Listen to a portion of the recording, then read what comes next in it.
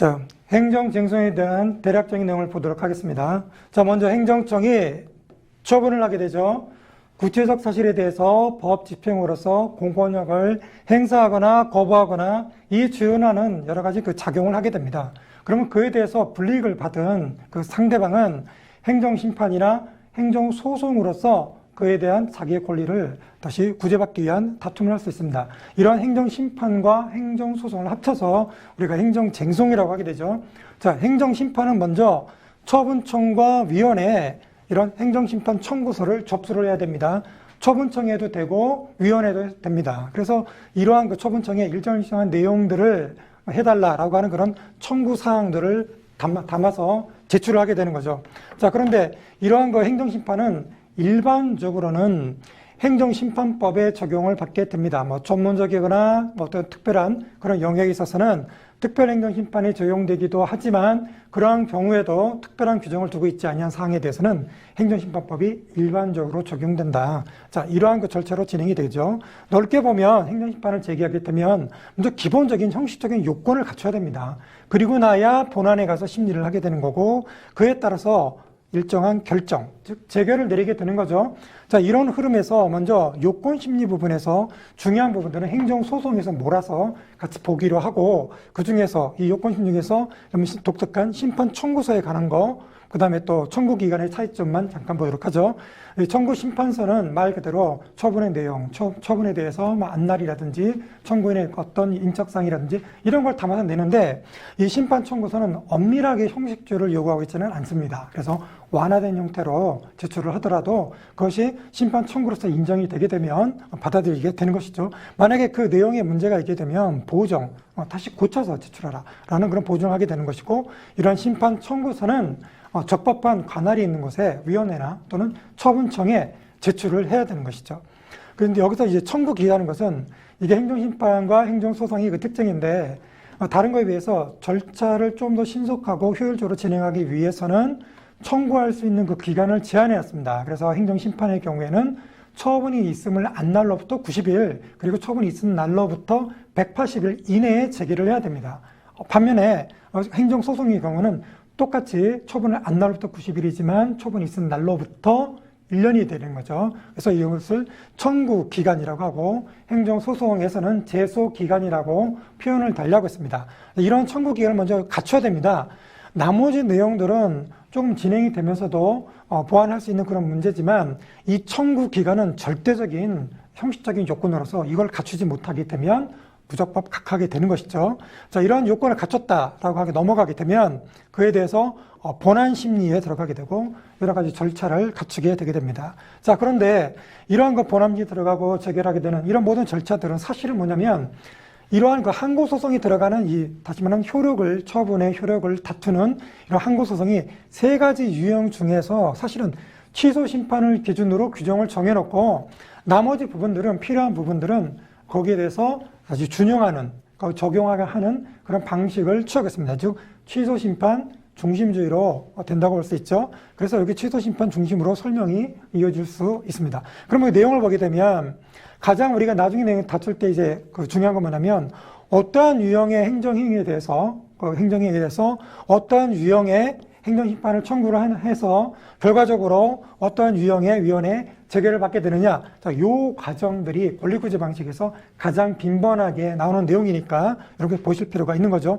먼저 취소심판과 무효동 확인심판은 말 그대로 취소심판은 취소해 달라는 것이고 무효동 확인심판은 무효뿐만 아니라 뭐 무효라든지 뭐 부존재라든지 뭐 기타 등등의 여러 가지 사실들을 확인하는 건데 이 두 가지는 외형상의 처분이 있다는 것을 전제하고 있는 거예요. 그러니까 어떤 형태든 처분이 있을 때 그것이 만약에 중대 명백하다고 판단하게 된다면 무효로 가는 것이고 만약에 그렇지 않은 경우로 한다면 취소를 요구하는 심판을 제기하게 되는 거죠.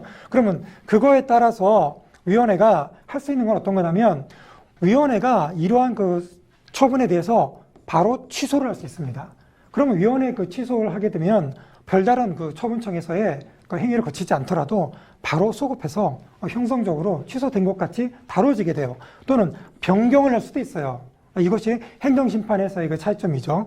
그리고 변경 명령 재결하게 됩니다. 뭐 예를 들면 위원회가 직접적으로 취소하거나 직접적으로 변경하는 그런 성질이 맞지 않을 경우도 있을 수 있죠. 그런 경우는 처분청으로 하여금 이러이러하게 그런 처분을 변경하라고는 변경 명령 체결을 할 수도 있습니다. 자, 무효 등 확인 심판 그 경우에는 무효나 또는 존재하지 않는다는 거, 이걸 확인하는 거, 또는 실효가 됐다라는 걸 확인하는 거, 이러한 형태의 재결을 거치게 되게 되는 거죠. 이 둘은 둘 다 뭐다? 어떤 외형상의 처분을 전제하고 있는 거다라고 하는 겁니다. 밑에 있는 그 의무이행 심판은 어떤 거냐면 거부 처분과 주로 부작위가 대상이 됩니다. 여기서 거부 처분이란 뭐냐면 어떤 신청자가 신청할 수 있는 그런 법률상 또는 조리상의 그런 권리 또는 권한이 있음에도 불구하고 행정청이 그에 대해서 신청한 대로 처분을 하지 않았단 말이죠. 이런 걸 우리가 거부 처분을 하게 되는 것이고요. 반면에 부작위라고 하는 것은 법령상 해야 될 그런 의무가 있음에도 불구하고 행정청이 특정한 어떤 행위를 하지 않는 걸 말하게 됩니다. 일정 시간 동안. 이런 부작위가 있는데 이런 거부 처분이나 또는 뭐 부작위, 그중에 특히 부작위의 경우에 이제 적용이 된다고 볼 수 있는데 이런 경우에는 그 위원회가 이에 대해서 그 일정한 정도의 어떤 처분을 하게 되는데 이때 이 처분 명령 재결을 또 하게 되거든요. 그러면 여기 있는 세 개의 그 유형이 어떻게 밑에 것과 다른가 생각을 해보게 되면 여기서 기속력과 관련된 겁니다. 무슨 말이냐? 재결을 하게 되면 그 재결에 따라서 49조항에 의해서 행정청은 그 재결의 취지에 따른 후속적인 어떤 처분을 해야 됩니다. 뭐 그 재결의 취지에 따라 그대로 해야 되는 것은 아니지만 위법하다고 판단하는 그런 내용에 대해서 또는 부당하다고 판단하는 내용에 대해서 다시 시정을 해서 다른 또 처분을 한다거나 또는 취지에 맞춰서 또는 신청에 따라서 어떤 처분을 해야 되거든요. 그런데 이러한 다시 말하면 관계행정기관이 그에 따라서 따라야 될 그런 의무가 부담되는 것, 그걸 우리가 기속력이라고 하게 되는데 이 기속력에도 불구하고 관계행정청이 그에 따라서 하지 않을 수 있습니다. 특히 거부 처분에 대해서 또는 부작위에 대해서 그러한 결과에 대해서 취소나 무효가 되거나 또는 의무이행 명령이 내렸음에도 불구하고 그에 대해서 그 처분청이 그에 따른 그 재결의 취지에 따른 그런 처분을 하지 않았다. 자, 이런 경우에는 우리가 그 직접 처분과 간접 강제라는 그런 방법을 동원하게 되는데요. 여기서 가만히 보시면 이게 직접 처분은 50조 1항에 관한 거고, 그 다음에 여기는 간접 강제는 50조 2의 그 1항인데, 이 조심하실 부분이 뭐냐면, 이 부작위 처분에 대한 이행 명령 제기를 했죠. 어떻게 해라라고 하는 구체적인 이런 이행 명령 제기에 불응을 했다라고 하면, 그것이 직접적으로, 즉 위원회가 그 처분청에 가름해서 직접적으로 그 처분을 할 수도 있는 거고, 또는 간접 강제로 해서 배상을 명할 수도 있어요. 그 배상을 명함으로써 그 처분하는 것을 강제하는 것이죠. 간접적으로. 이런 두 가지 방법이 다 가능하게 됩니다. 그런데 그게 아니라 여기서 거부 처분의 취소 무효 등 확인에 관한 이체 처분이 있죠. 다시 말하면 거부 처분을 했어요. 근데 거기서 취소가 되고 또는 무효 확인이 됐어요. 그럼에도 불구하고 처분청이 그 재결의 취지에 따른 처분을 하지 않았다. 자, 이런 경우에는 여기는 직접 처분하지는 않고 간접 강제만 해당이 됩니다. 그래서 이 규정을 좀 조심해 주시고요. 특히 용어면에서 여기서 직접 처분이라고 했는데 그 실질적 내용을 보게 되면 원래 그 취소 심판에 대해서 위원회가 취소하는 것도 어떻게 보면 뭐 직접 취소라고 볼 수도 있는 거지만 용어상으로는 그냥 이것은 위원회의 취소 이렇게 표현하고 여기서는 직접 처분이라고 하는 그런 조문상의 그 내용이 담겨져 있는 이런 명칭으로 좀 쓰고 있습니다. 그리고 참고로 말씀드리게 되면 이 간접 강제 방식은 행정소송에서도 쓰고 있어요. 그런데 여기는 직접 처분은 이것은 이 행정심판에서만 적용되는 그런 차이점들이 좀 있겠죠. 그에 뭐 조정의 방법하는 것도 있지만 이것은 딱히 다른 부분에서 이용할 때는 특히 적용이 별로 없는 거기 때문에 자, 여기서 말한 뭐 요건, 본안, 특히 이 부분에서 어떤 유형의 뭐 처분이 있고 또는 부작위고 거부처분이고 이런 경우에 그거에 대해서 취소를 구한다, 무효를 구한다 또는 특정한 의무를 이행해 달라라고 하는 이러한 형태의 심판을 걸게 되고 그에 따라서 어떤 뭐 취소 변경이라든지 또는 의무이행 그 명령을 내리게 된다든지 그에 따른 기속력이 있고 그 기속력에도 따르지 않았을 때 재결의 취지에 따르지 않았을 때 어떤 조치들이 있는지 자, 요 과정을 중점적으로 보시면은 나중에 다른 파트에서 권리구제 과정을 보실 때 좀 편리합니다. 자, 행정소송을 제기하게 됩니다. 자, 행정심판을 거쳐서 소송을 제기할 수도 있고 또는 행정소송을 바로 제기할 수도 있죠. 이런 행정소송은 개인의 주관적인 권리를 구제하기 위한 항고소송과 당사자 소송과 그 다음에 객관적인 그 소송인 민중소송과 기관소송이 있습니다. 먼저 이 객관소송으로서의 민중소송은 국가나 공공단체 위법을 시정하기 위한 그런 소송인 것이죠. 그 다음에 기관소송은 국가 기관 간에 또는 국가 지방자치단체 또는 지방자치단체 간에 그런 그 권한의 쟁의에 관한 것을 다루게 되는 소송인데 사실은 이런 기관소송 중에서 대부분의 경우는 다 헌법재판소법에 의해서 헌법재판소의 권한쟁의 심판으로 넘어갔습니다. 넘어가고 실제로 남아있는 건 지방자치단체 기관 간의 소송이다. 그러니까 지방자치단체장이 그 지방의회 의결에 대해서 이의를 제기하는 그런 형태만 남아있습니다. 이러한 그 객관소송은 법률에 특별한 규정이 있는 경우에만 제기할 수 있죠. 반면에 여기 있는 이 주관소송은 어떠한 사항에 대해서 할 것인지에 대해서 정한 바가 없죠. 자, 그러한 것 중에서 이 항고소송은 행정청의 처분에 대해서 효력을 다투는 거죠. 그런 항고소송이 그 내용 중에서는 취소를 구하는 취소소송, 그다음 무효 등의 확인을 구하는 무효 등 확인소송, 그리고 부작위가 위법하다고 하는 부작위 위법 확인 소송이 있습니다. 자, 우리가 나중에 그 내용을 다룰 때 가장 의미 있게 보는 게 바로 이 부분입니다. 그러니까 어떠한 행정행위나 행정작용에 대해서 어떠한 권리수단을 취하게 되고 그 효과가 어떻게 되는가. 자, 이 부분을 집중적으로 보시면 전체 내용에 도움이 되겠죠. 취소소송은 행정청의 외형상의 어떤 존재하는 그런 처분, 그 처분을 위법하니까 그거에 대해서 취소해달라라는 그런 내용인 것이고, 무효등 확인은 무효뿐만 아니라 뭐 부존재라든지 아니면 실효 등등의 확인을 구하는 그런 소송이 되겠습니다. 근데 이 두 개 등은 이제 그렇게 되겠지만 여기는 이 부작위는 뭐냐면 어떤 신청권이 있는 그 신청자가 신청했음에도 불구하고 특정한 걸 행위를 해달라고 처분해달라고 신청했음에도 불구하고 행정청이 법령상의 의무가 있음에도 불구하고 일정 기간 동안 그거를 처리하지 않는 거예요. 자, 이런 경우에는 뭘로? 부작위 위법 확인 소송으로 제기합니다. 자, 행정심판과 한번 비교를 해보세요.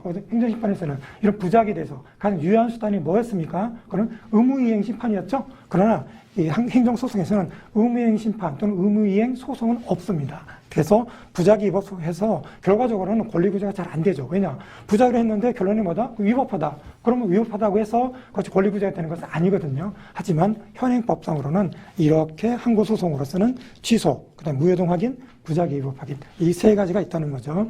자, 그러면 취소소송이 가장 나머지 항고소송의 중심을 이루게 되는데 그거의 개략적인 내용을 잠깐 좀 보기로 하죠. 여러분 그 판례를 보다가 이제 헷갈리는 부분이 뭐냐면 이 소의 이익이란 말이 정말 많이 나옵니다. 근데 이 소액이란 말이 상당히 여러 가지 이익이 섞여 있는 거예요. 그래서 원론칙적으로 따지게 되면 그 소액은 첫째, 그것이 소송을 제기하게 될 때 과연 처분이 적법한가? 그러니까 처분이 적법한 소송의 대상인가라는 그 적격 대상을 갖다 따지게 되는데 그런 질을 먼저 따지게 되고 그 다음에 법률상 이익이 있는 자인가? 그 다음에 그걸 다 충족하더라도 지금 소를 갖다 제기했을 때 과연 권리구제 받을 수 있는가? 소의 현재성과 연관된 것들이죠. 자, 이렇게 해서 이걸 협의의 소의 이익이라고 하는데 이 용어를 판례는 섞어서 씁니다. 그래서 상당히 혼동이 올 수 있는 건데 머릿속으로는 뭐 대상 적격, 그 다음에 원고 적격, 그리고 협의의 소의 이익 이렇게 세 가지를 한번 구분해 보자. 하지만 특히 판례는 이 원고 적격과 그 다음에 협의 소의 이익을 굉장히 혼용해서 쓰니까 여러분 이해할 때 상당히 참고를 해주시기 바랍니다. 자, 그러면 첫 번째 말한 이런 그 대상 적격이 뭐냐? 그것은 소송의 대상이 되는 것이 무엇인가라는 것은 첫째, 처분청의 원처분입니다. 그러니까 처분청이 처분을 내리고 난 다음에 그 뒤에 행정심판을 거칠 수도 있죠. 그럼 행정심판을 거쳐서 재결이 나오죠. 그럼 무엇을 재결을 대상으로 할 건가? 원처분을 할 것인가에 대해서 원처분을 대상해야 된다. 즉 원처분지를 취하고 있는 거예요. 근데 예외가 있다. 어떤 경우냐? 첫째는 법률에 의해서 특허라든지 뭐 감사원이라든지 또는 노동위원 같은 경우에는 그런 경우에는 그 전문성과 특수성을 인정을 해서 거기서 내리게 된 재결에 대해서 소송을 걸어라 라는 그런 재결주의가 예외적으로 개별 법령에 의해서 지정이 돼요. 그런데 그런 경우가 아닌 경우는 별로 없는데 또 하나가 뭐냐면 재결에 고유한 위법이 있는 케이스예요. 그리고 가장 대표적인 게 뭐냐면 제3자인 경우죠. 무슨 말이냐면 처분청이 거부 처분을 했는데 그거에 대해서 다시 행정심판을 걸고 그래서 행정심판에서 인용 재결이 나왔어요. 그러니까 공장을 뭐 설립하는 거 허가하는 그런 취지의 인용 재결이 나왔어요. 그러면 그런 인용 재결을 통해서 비로소 제3자가 피해를 보죠. 환경상의 피해를 볼 수 있는 거잖아요. 자, 이런 경우에는 재결에 고유한 위법이 있는 걸로 보자라고 해서 원고적격, 소를 제기할 수 있는 권리를 인정하게 되게 됩니다. 자, 그래서 처분적격은 그렇게 보시면 되겠고, 그 다음에 법률상 이익인데 이거는 굉장히 많은 케이스예요. 판례를 통해서 볼 수밖에 없는 거고 개별적으로 판단해 주는 거죠. 그러나 중요한 건 이 법률상 이익에서 보게 되면 처분성과 연관된 건데 이게 개별적이고 구체적인 개인의 법률상의 지위가 변동이 와야 돼요. 또는 권리가 제한되거나 이익이 제한돼야 됩니다. 자, 이런 개별적이고 법률적 이익이라는 게 중요한 것이죠. 그래서 사실상이거나 경제적인 어떤 이익 또는 그거의 박탈 이런 것들은 법률상 이익에 해당되지 않는다. 이렇게 구분되고, 그다음에 협의의 이익 부분은 뭐냐면 현재성과 연관된 건데 이게 다 인정되더라도 이미 그러한 그 행정청의 그 처분이 끝났어요. 다 종료해서 그거 다시 해봐야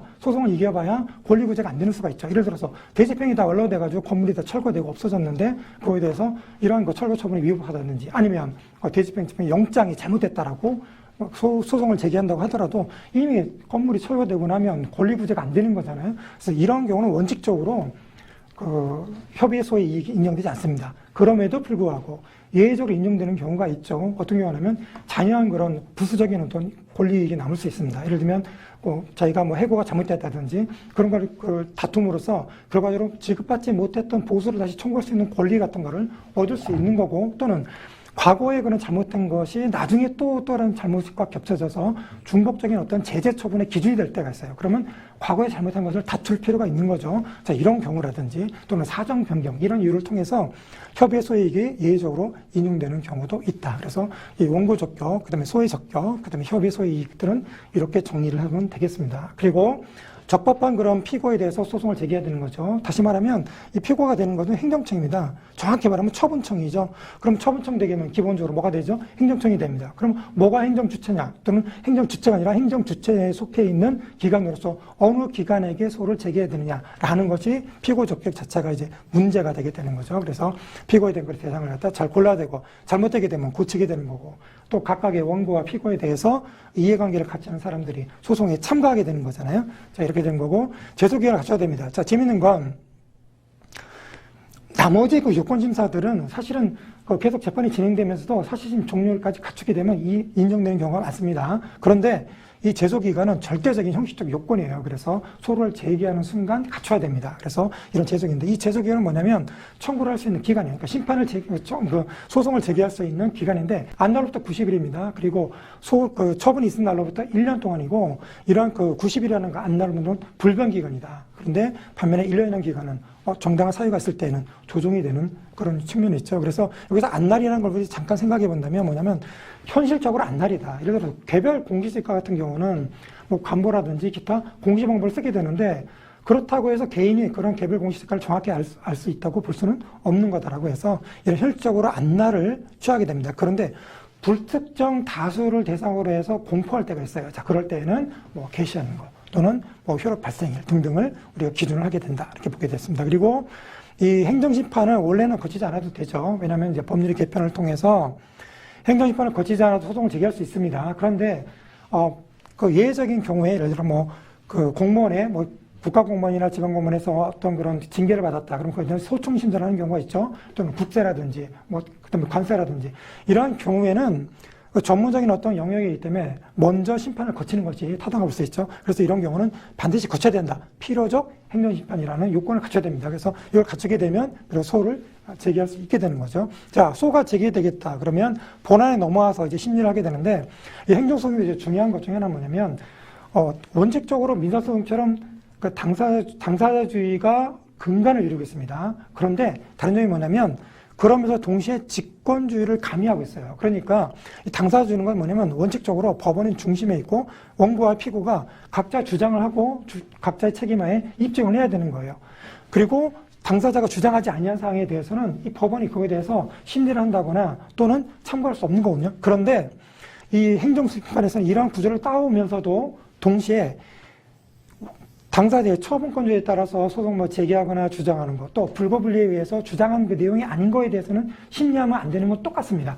다만 그런 주장한 그런 그 심판을 구하는 청구하는 그런 내용의 범위 내에서는 직접적으로 주장하지 아니한 내용에 대해서도 법원이 직권으로 자료를 통해서 현출한 자료를 통해서 심리를 할 수 있어요. 자, 그런 점이 가미돼 있다라고 해서 당사자주의를 원칙으로 하고 있는 거지만 그 직권주의를 가미했다라는 점이 특징이 되겠습니다. 그 외에 행정심판 기록을 갖다 제출해서 내용을 볼 수 있다든지, 자, 이런 것들도 역시 심리상의 특징이죠. 행정소송의 특징입니다. 자, 그리고 그 소송이 제기는 도중에도 나중에 소송이 승소를 하더라도 권리구제 못 받는 경우가 있습니다. 그래서 그런 경우는 집행정지를 신청할 수 있는 거죠. 그래서 원래 그 처분은 소송을 제기를 해도 정지하지 않아요. 그 처분의 효력은 그대로 진행되는 건데 이 집행정지를 통해서 처분의 속행이나 그 속행이나 또는 어떤 그 집행을 정지시키는 그런 효력을 하게 되는데 이거 요건으로서는 회복하기 어려운 그런 손해다. 다시 말하면 이제 비금전적인 손실이 위주가 되는데 뭐 예외가 있긴 하지만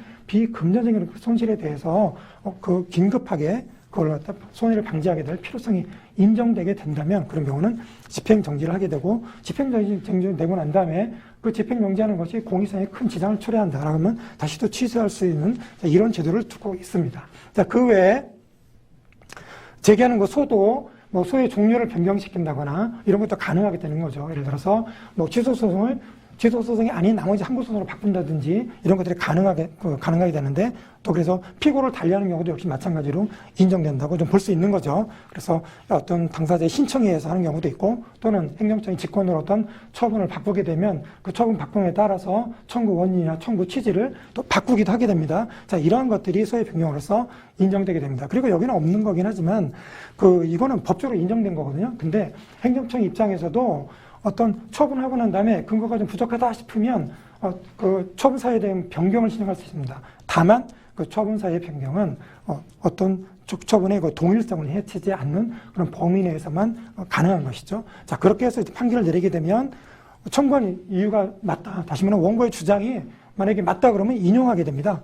반면에 근데 청구의 주장이 맞지 않다. 다시 말하면 행정청의 처분이 적법하다. 그러면 기각 판결을 내리게 되는 것이고 그런데 보니까 내용상으로는 청구의 주장이 맞는데 그걸 맞다고 하고 만약에 그걸 인용 판결을 내리게 되면 결과적으로는 그 공익상에 큰 지장을 초래하는 경우가 생길 수도 있죠. 자, 그런 경우 우리가 사정 판결을 하게 된다. 이렇게 됩니다. 그리고 판결을 내리게 되면 확정 판결에 의해서 관계 행정청이 그에 따라서 구속하게 됩니다. 다시 말하면 예를 들어 거부 처분 경우에 그것이 취소가 되게 되면 그에 따라서 판결의 취지에 맞춰서 다시 처분해야 돼요. 만약에 하지 않게 되면 그에 따라서 그걸 강제하기 위해서 간접관계, 배상을 명하는 그런 감립강제를 함으로써 이런 기속력을 확보하게 되는 특징이 되게 되죠. 그리고 기판력 가지게 되는 거죠. 그래서 다른 후소에서 그 뒤에 이어진 그 소송에서 앞에 했던 그 소송에서의 그런 판결 내용, 주문의 내용에 해당되는 그 내용과 다른 주장을 할 수 없습니다. 그거는 그 법원도 역시 마찬가지가 되는 거죠. 그걸 우리가 기판력이라고 하게 되는 거죠. 자, 그 외에 이런 판결은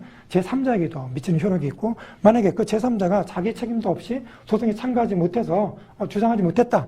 그렇게 되면 그런 사람은 다시 재심을 청구할 수 있다. 자, 이런 구조로 해서 우리가 행정소송의 구조를 이해할 수 있고 이래도 만약에 권리부재가 안 됐다 그러면 헌법소원으로 넘어가게 되는 것이죠. 자, 여기까지가 우리가 볼 수 있는 대략적인 흐름들입니다. 그래서 이 내용을 보시고 이제 다음 단원부터 이제 그 1강부터 우리가 행정법 총론을 시작하도록 하겠습니다.